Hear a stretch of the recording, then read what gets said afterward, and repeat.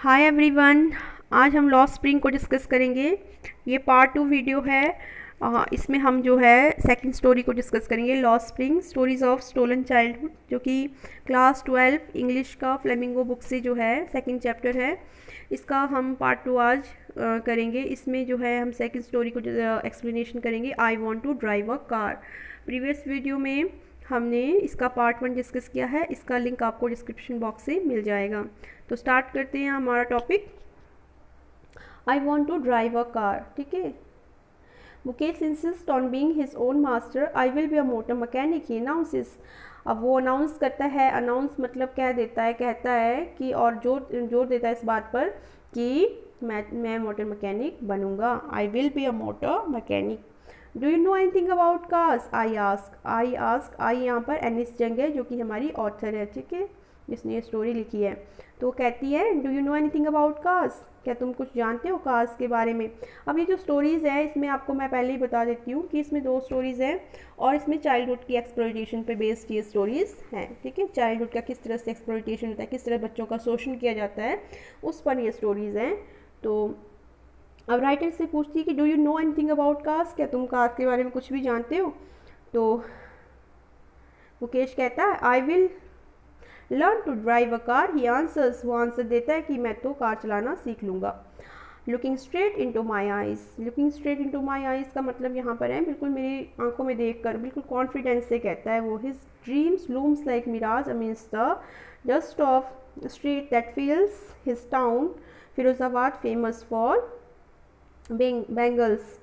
अब उसका जो ये ड्रीम है मोटर मैकेनिक बनने का, ये बिल्कुल मिराज की तरह, एक भ्रम की तरह है, जो कि फिरोज़ाबाद जो कि फेमस है किसके लिए? बैंगल्स मेकिंग के लिए। वहाँ पर बैंगल्स बनते हैं फिरोज़ाबाद शहर में, वहाँ की चूड़ियाँ बहुत फेमस है।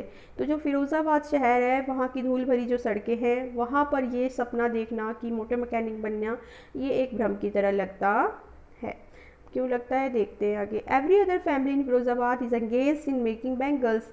हर दूसरी फैमिली फिरोज़ाबाद की बैंगल बनाती है। It is the centre of India's glass blowing industry where families have spend generations working around furnaces.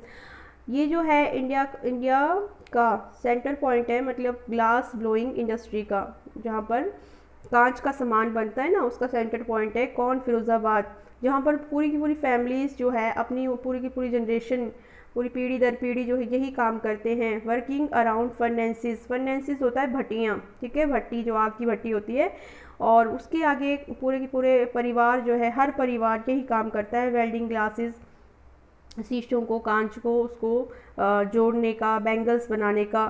ठीक है, making bangles for all the women in the land it seems. और ऐसा लगता है, इट सीम्स मतलब प्रतीत होता है कि जितनी भी धरती है ना, लैंड, उसकी जितनी भी औरतें, सबके लिए बैंगल्स यहीं पर बन रहा है, क्योंकि बहुत ज़्यादा यहाँ पर बैंगल मेकिंग का काम होता है। Mukesh family is among them. और मुकेश की फैमिली भी इन फैमिलीज़ में से एक होती है जो कि बैंगल मेकिंग का काम करती है। None of them know that it is illegal for children like him to work in the glass furnaces with high temperature.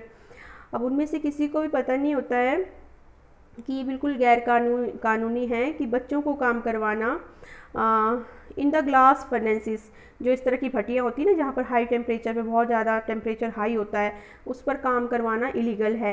In dinghy sales यहाँ कमरा है, रूम है। डिंगी मतलब डार्क कमरे होते हैं जहाँ पर ये बैंगल मेकिंग का काम होता है, विदाउट एयर, और कोई भी हवा लाइट वहाँ पर नहीं होती है। और अगर लॉ एनफोर्स्ड हो जाए, if law enforced could got him and all those 20,000 children out of hot furnaces where they slog their daylight hours। अब जो बच्चे हैं पूरा का पूरे दिन का समय अपना वहाँ पर झोंक देते हैं ना, slog their daylight hours, often losing their brightness of eyes, अपनी आंखों की रोशनी भी खो देते हैं। तो अगर लॉ वहाँ पर एनफोर्स्ड हो गया तो वो इससे बाहर निकल सकते हैं। Mukesh eyes beam as he volunteers to take me home, which he proudly says is being rebuilt। और मुकेश की आंखें काफ़ी चमकती है ये कहते हुए, जब वो अपनी इच्छा से मुझे ले जाना चाहता है, कहाँ पर? अपने घर, जो कि रिबिल्ट हुआ है, रिनोवेशन हुआ है, नए तरीके से उसको बनाया है, तो वहाँ ले जाने के लिए बताते हुए बड़ा खुश होता है वो भी, मतलब चमकना, उसकी आंखों में चमक होती है। We walk down sticking lanes chalked with garbage, past homes that remain houses with crumbling walls, wobbly doors, no windows, crowded with families of humans and animals coexisting in primeval state. अब ये कहती है कि हम चलते हैं, कहाँ से चलते हैं, अब ये चल रहे हैं, राइटर है एनिस जंग और मुकेश, वो अपने घर ले जा रहा है राइटर को, तो वे पास आउट होते हैं स्टिंकिंग लेन से। स्टिंकिंग मतलब जो बदबूदार रास्ते होते हैं ना, जहाँ गार्बेज बिल्कुल इकट्ठा फंस जाए, कहीं पर बहुत ज़्यादा कूड़ा इकट्ठा हो जाए तो वहाँ से कैसे स्मेल सी आती है, तो उसको कहते हैं स्टिंकिंग लेन्स। वहाँ से ये गुजरते हैं और पास्ट होम्स, ऐसे घर से गुजरते हैं जो रिमेन हावल्स विथ क्रम्बलिंग वॉल्स, जिनकी जो दीवारें होती है ना वो ऐसी ट्रेम्बल कर रही होती है, ऐसी झोंपड़ियाँ होती हैं, उनसे निकलते हैं ये वॉबी डोर्स, और उनके जो डोर्स होते हैं वो भी ऐसे लड़खड़ा रहे होते हैं, वॉबल कर रहे होते हैं, स्टैंड नहीं होते, नो विंडोज़, और उनकी कोई खिड़कियाँ भी नहीं होती है। और घरों में जो है crowded with families of human and animals को एग्जिस्टिंग, जैसे कि प्रीमियल स्टेट मतलब पुराने समय में कैसे होते थे कि एनिमल्स और जानवर और ह्यूमन बींग्स एक साथ ही रहते थे, मतलब आदमी भी रहते थे अपने साथ, अपने पालतू जानवरों को भी रखते थे, वैसे ही वो लोग भी सारे एक ही घर में रह रहे थे। तो इस तरह के एरिया से वो निकलते, पास आउट होते हैं। He stopped at a door of one such house, अब वो रुक जाता है इस तरह के एक घर के सामने। Bangs a wobbly iron door with his foot, और अपने जो उसका डोर होता है ना आयरन का बना हुआ लकड़ी का, वो भी हिलता हुआ डोर होता है, उसको अपने पैरों से बैंग करता है, मतलब मारता है जोर से। एंड पुशेस इट ओपन, और जोर लगा के उसको खोलता है। We enter a half built shack, और हम एक मतलब पूरे तरीके से जो बना नहीं है ना, वो आधा बना हुआ ऐसे घर में एंटर होते हैं। In one part of it thatched with dead grass, अब उस घर के जो एक पार्ट में जो है काफ़ी जो है घास थैच करके रखा हुआ था, भर के रखा हुआ था। इज़ अ फायरवुड स्टोव, और वहाँ पर एक फायरवुड स्टोव रखा हुआ था। Over which sits a large vessel, और उस स्टोव के ऊपर जो फायरवुड स्टोव है मतलब आग की जो चूल्हा है ना, उसके ऊपर एक बड़ा सा वेसल, एक बड़ा सा बर्तन रखा हुआ था ऑफ सिजलिंग स्पिनच लीव्स, और उसमें बहुत ही टेस्टी जो है स्पिनच लीव्स डाले हुए थे, मतलब पकने के लिए, स्पिनच पालक की सब्जी। On the ground in large aluminium platter are more chopped vegetables, और नीचे जो है ग्राउंड पे रखा हुआ था, एल्यूमिनियम का प्लेट रखा हुआ था और उसके ऊपर चॉप्ड वेजिटेबल्स और भी रखे हुए थे। अब ये किसका घर है? मुकेश का घर है, जहाँ पर मुकेश राइटर को अपने साथ लेके गया है निश्चन को, ठीक है, वहाँ का बता रहे हैं। A frail young woman is cooking that evening meal for the whole family. और फ्रेल यंग वुमन मतलब एक थिन सी पतली सी एक वुमन होती है, एक औरत होती है, और वो क्या कर रही है? खाना बना रही है पूरे फैमिली के लिए। इवनिंग मील, शाम का खाना बना रही है। Through eyes field with smoke she smiles, अब उसकी आंखों में वो जो चूल्हा है उसकी पूरा मतलब धुआं गया, और फिर भी वो स्माइल करती है, हंसती है, मुस्कुराती है। She is wife of Mukesh Elder brother. अब वो किसकी वाइफ है? मुकेश जो है उसका बड़ा भाई है, उसकी वाइफ है वो। Not much older in years she is begun to command respect as a bahu. अब वो ज़्यादा बड़ी नहीं है उम्र में, फिर भी वो एक घर की मतलब बहू कहलाती है, ठीक है। The daughter in law of the house, घर की बहू, ठीक है, डॉटर इन लॉ बहू है again. Already in charge of 3 men, her husband Mukesh and their father. अब 3 लोगों का काम कर रही है वो, उनको संभाल रही है, एक तरह से इंचार्ज है, उसका पति है मुकेश और उसके फादर है। When the older man enter she gently withdraw behind the broken wall. अब जैसे ही वो ओल्डर सा मैन, जो बूढ़ा सा व्यक्ति, बुजुर्ग आदमी अंदर आता है, तो वो चुपचाप से जो वो दीवार होती है टूटी हुई, उसके पीछे चली जाती है। And brings her veil closer to her face, और अपना जो वेल होता है, वेल मतलब घूंघट, अपने घूंघट को अपने फेस के नज़दीक ले आती है, घूंघट कर लेती है कहने का मतलब। एज कस्टम डिमांड्स, जैसे कि उनका जो कस्टम होता है ना, उनकी प्रथा होती है, प्रथा की मांग थी ये कि अपने फेस को वुमन जो है ढक लेती है। Daughters in law must veil their faces before male and elders, मतलब जो डॉटर इन लॉ होती है उनको बिल्कुल ज़रूरी है, ये बिल्कुल मस्ट है कि उनको जो मेल एल्डर्स है उनके आगे अपने फेस को वेल करना है, घूंघट लेना है।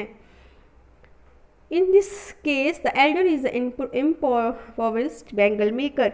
अब इस केस में जो एल्डर है वो एक पुअर बैंगल मेकर है। Despite long years of hard labor, First as a tailor, then a bangle maker, he has failed to renovate a house, sent his two sons to school. मतलब कहते हैं कि despite long years of hard work, hard labour, काफ़ी सालों के मेहनत के बाद भी पहले उसने एक टेलर की तरह काम किया। अब किसकी बात हो रही है? मुकेश के पिताजी की बात हो रही है कि पहले उसने एक टेलर की तरह काम किया और फिर एक बैंगल मेकर की तरह, फिर भी अपने घर को रेनोवेट नहीं कर पाया, फेल्ड हो गया रेनोवेट करने में, सही से बनाने में। Send his two sons to school, और बच्चों को स्कूल भेजने में भी फेल हो गया। ठीक है, मतलब इतना हार्ड वर्क करने के बावजूद भी कुछ नहीं कर पाया। All he has manage to do is teach them what he knows, सिर्फ वो यही इतना ही मैनेज कर पाया था, इतना ही कर पाया था कि उसने उनको सिखाया था, क्या सिखाया था? The art of bangle making, अपने बच्चों को सिखाया था बैंगल मेकिंग का जो स्किल होती है ना, वो आर्ट। ठीक है,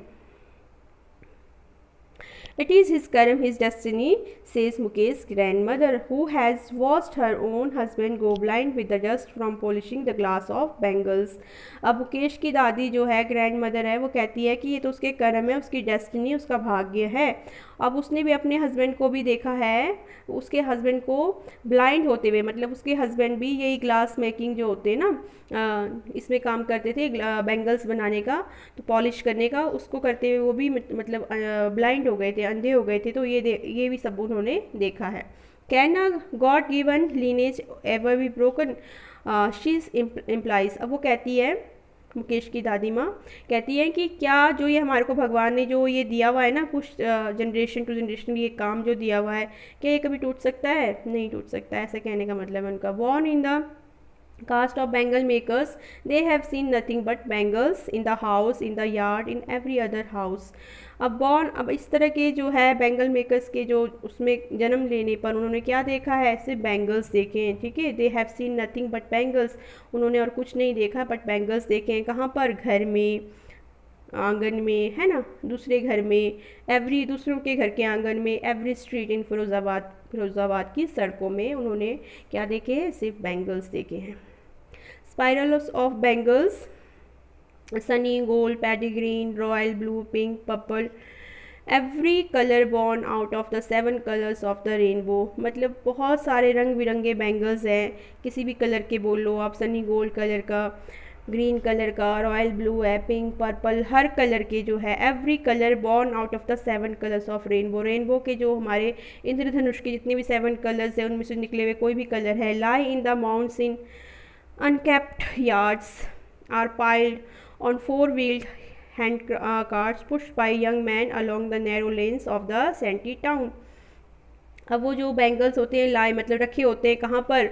अनकेप्ट यार्ड, जो अनडेकोरेटेड यार्ड्स होते हैं ना, आंगन, वहाँ पर माउंट्स के ढेर लगा के रखे होते हैं ये bangles. Are piled on 4-wheeled handcrafts, और उसके बाद इनको कहाँ पर ढेर लगाई जाती है? जो कार्ट होती है ना 4 व्हील्स वाली, जिसको हम बैलगाड़ी कहते हैं, उसमें डाल दी जाती है। Pushed by young man along the narrow lanes, अब उसको एक आदमी द्वारा खींच के ले जाया जाता है तंग सड़कों से ऑफ द शैंटी टाउन, इस शहर के। ठीक है, मतलब इस तरह से आप उसको बैंगल्स को पहले तो रखते हो बना के अपने आंगनों में, यार्ड्स में, और उसके बाद उसको कार्ट में डाल के उसको खींच के लैंड से, रास्ते से ले जाया जाता है।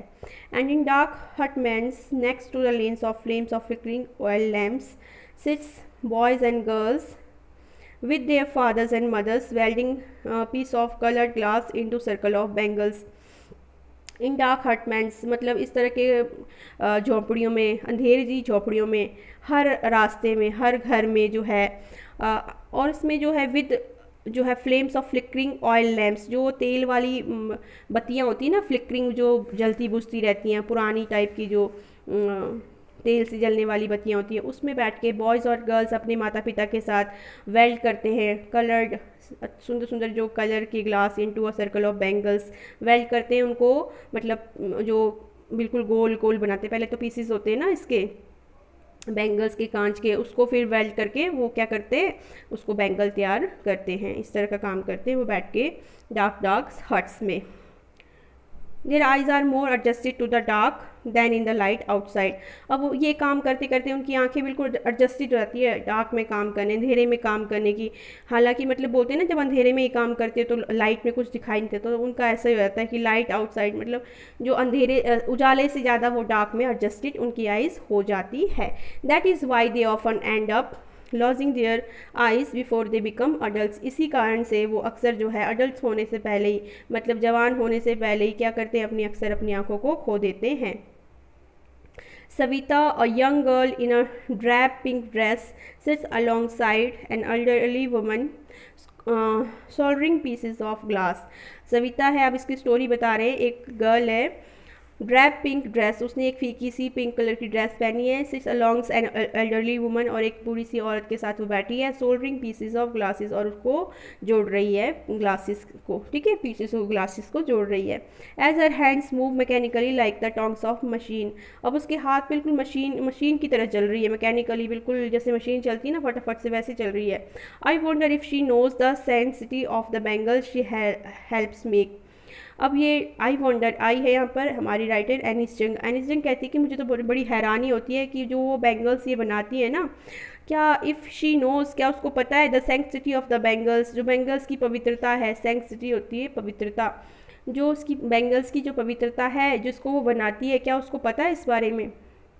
It symbolises an Indian woman सुहाग। जो ये बैंगल्स होते हैं ना, ये जो भारतीय औरतें होती है उसके सुहाग को सिम्बलाइज करती है, सुहाग की निशानी होती है।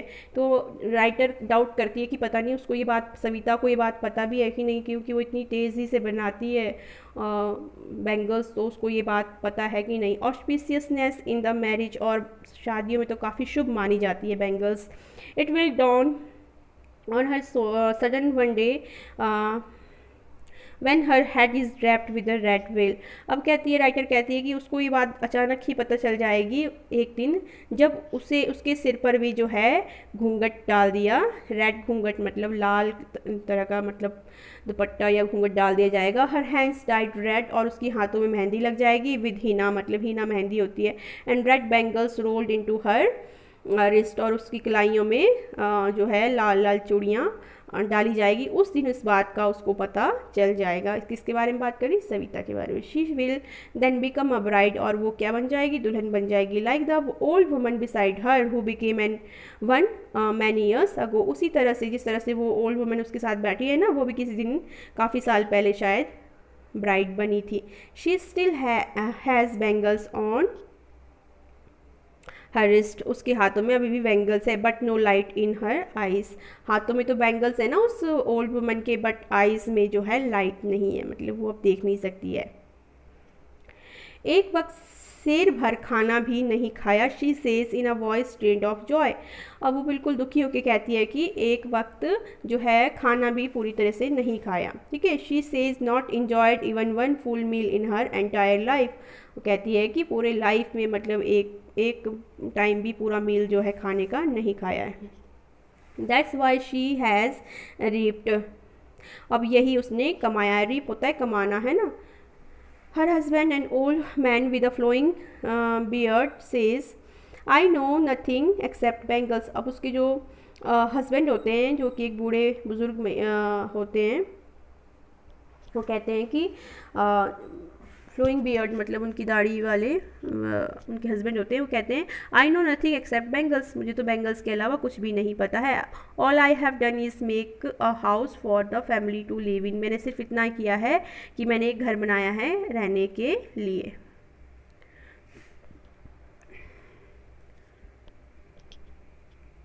Hearing him, one wonders if he has achieved what many have failed in their lifetime।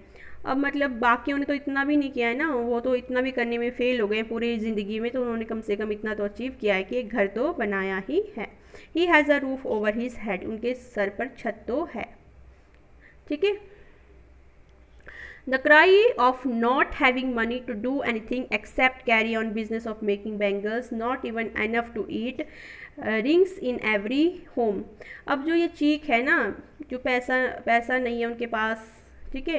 Having money, not having money to do anything except carry on, सिर्फ यही काम कर सकते हैं, बैंगल जो मेकिंग का है बिजनेस है इनका, इसके सिवाय कुछ भी काम करने के लिए उनके पास पैसा नहीं है। इस बात की चीख जो है हर घर में सुनाई देती है। Not even enough to eat, rings in every home. Every home का मतलब हर घर में ये जो क्राई है ये रिंग्स करती है, मतलब चीख जो है सुनाई देती है कि पैसे की कमी की वजह से वो कोई और बिजनेस कर नहीं सकते हैं सिवाय बैंगल मेकिंग के।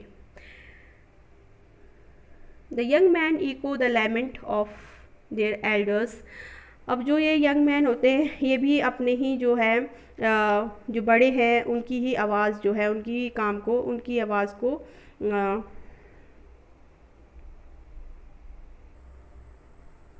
The young man echo the lament of their elders.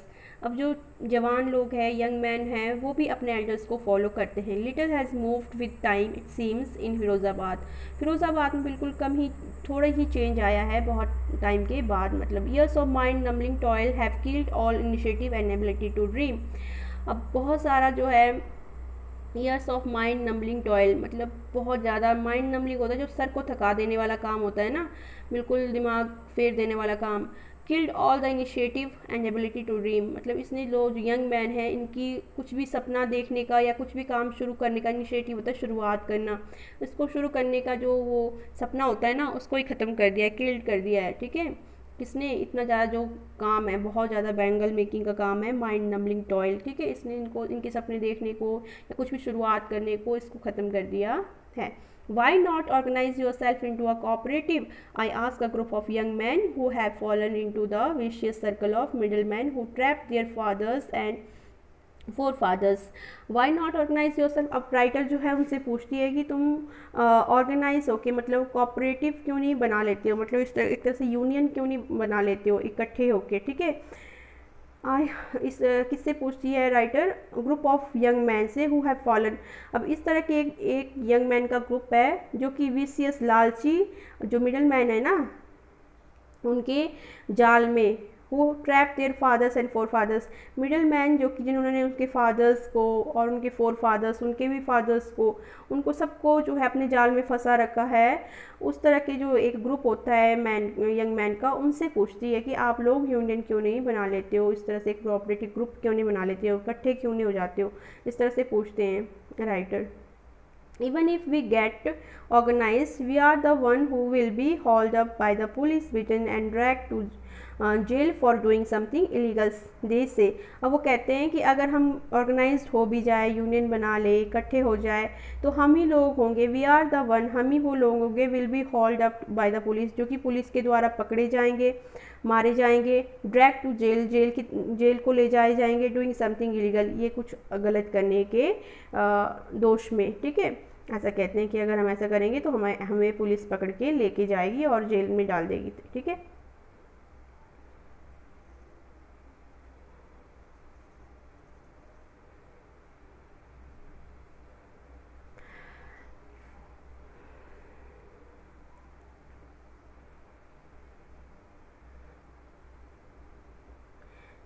there is no leader among them, no one who could help them see things differently.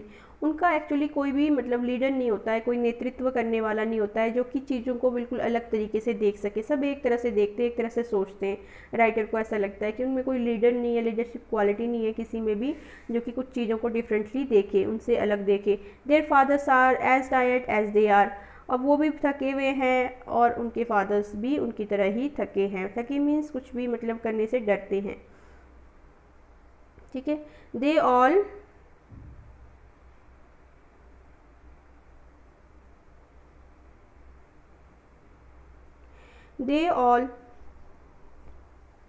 they talk endlessly in a spiral that moves from poverty to apathy to greed and to injustice. अब वो endlessly इसी बात को घुमा फिरा के बोलते रहते हैं। किसके बारे में बात करते रहते हैं? हमेशा पॉवर्टी के बारे में, दुख के बारे में, लालच के बारे में और इनजस्टिस के बारे में, अन्याय के बारे में। यही बातें उनके दिमाग में बस घूमती रहती है और इसी के बारे में बात करते रहते हैं। Listening to them, I see two distinct worlds, one of the family caught in a web of poverty,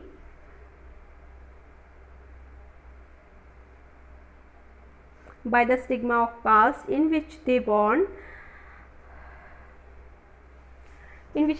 The other is a vicious circle of sahukars, the middlemen, the policemen, the keepers of law, the bureaucrats and the politicians. ठीक है, अब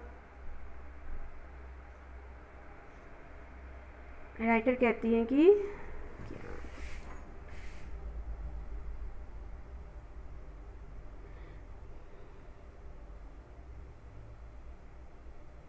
उनसे बात करते हुए, उनको सुनते हुए ऐसा लगता है कि दो तरह के वर्ल्ड्स को राइटर देखती है। आई सी टू डिस्टिंक्ट वर्ल्ड्स, दो तरह के वर्ल्ड दिखते हैं। One of the family caught in the web of poverty. अब एक तरफ तो एक इस तरह की फैमिली है ना जो कि पुअर्टी से बंद हुई है, पुअर्टी में फंस चुकी है, ठीक है, बर्डन्ड विद, एक तो वो पुअर्टी में फंसी है, दूसरा किस में फंसी है, स्टिग्मा में फंसी है, कास्ट और इस तरह के जो इनके रीति रिवाज है ना, इस तरह के जो जिस जनरेशन में जिनमें इनका जन्म हुआ है, जिस जाति में इनका जन्म हुआ है, जो है बैंगल मेकिंग का, इस तरह के उसमें जो है ये फंसी हुई है, एक तो पुअर्टी में और एक ये बैंगल मेकिंग में, ठीक है।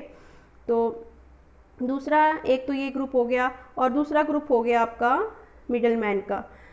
The other is a vicious circle of साहूकाज, दूसरा जो है जो ये लालची साहूकाज है ना, इनका ग्रुप राइटर को दिखाई देता है। विशियस मतलब लालची, सर्कल ऑफ साहूकार, the middle man, the police man, the keepers of law, the bureaucrats and the politicians. दूसरा ग्रुप दिखता है राइटर को पुलिस मैन का, पुलिस जो फंसा रहे हैं इन लोगों को है ना, साहूकार जो लालची जो लोग हैं इनको फंसा रहे हैं, और जो पॉलिटिशियंस है। तो इस तरह के जो है दो डिस्ट्रिक्ट वर्ल्ड दिखाई देती हैं।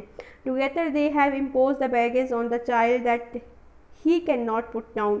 अब ये दोनों ग्रुप मिलकर, कौन, एक तो जो ये बैंगल मेकिंग का ग्रुप है जो कि अपने कास्ट में और पॉवर्टी में फंसा हुआ है, और दूसरा ये लालची साहूकार मिडल मैन जो पुलिस है या फिर पॉलिटिशियंस है, इनका ग्रुप, इन सब ने मिलकर टुगेदर दे हैव इम्पोज, अब इन सब ने मिलकर एक बर्डन सा, बैगेज सा डाल दिया है, किस पर, एक भार सा डाल दिया है चाइल्ड पर, बच्चे पर, जो कि वो कभी भी उतार नहीं सकता है, उस बोझ को कभी भी उतार नहीं सकता है। Be aware before he is aware he accept it as naturally as his fathers. अब इससे पहले कि वो बच्चा इस बारे में अवेयर होता है, कुछ समझ पाता है कि क्या हो रहा है, वो बिल्कुल इस चीज़ को ऐसे एक्सेप्ट कर लेता है नेचुरली जैसे कि उसके फादर्स ने किया था। मतलब जब तक उनमें अवेयरनेस आती है तब तक वो इस चीज़ को एक्सेप्ट कर चुके होते हैं। To do anything else would mean to dare, और कुछ अलग करने का मतलब है कि कुछ साहस करना, ठीक है, कुछ साहस करना।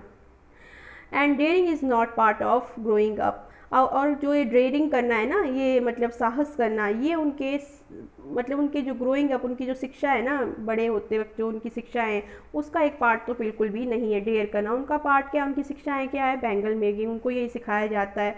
उनकी शिक्षा में, उनके पालन पोषण में ये चीज़ नहीं डाली जाती है बड़ों के द्वारा कि कुछ हिम्मत करना, कुछ अलग करना, कुछ अलग सोचना, ये चीज़ उनको सिखाया ही नहीं जाता है। When I sense a flash of it in Mukesh, अब राइटर कहती है कि जब मैंने देखा इस चीज़ का एक अंश मुकेश में, किस चीज़ का अंश, डेयर का एक अंश, मतलब एक चेंज लाने का एक अलग सोच देखी मुकेश में। आई एम चीयर्ड, तो मैं बहुत खुश हुई, ठीक है।